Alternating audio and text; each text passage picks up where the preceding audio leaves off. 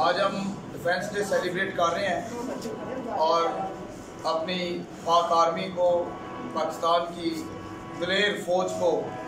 खराज तस्लीम पेश करने के लिए, जिन्होंने अपनी सरों की फसल कटवा के हमारे मुल्क की, हमारी सरहदों की हिफाजत की, उन्हें ट्रिब्यूट पेश करने के लिए वी क्लास के बच्चे इसको एक खूबसूरत फॉर्म करेंगे और इसके जरिया से हमने ट्रिब्यूट पेश करेंगे।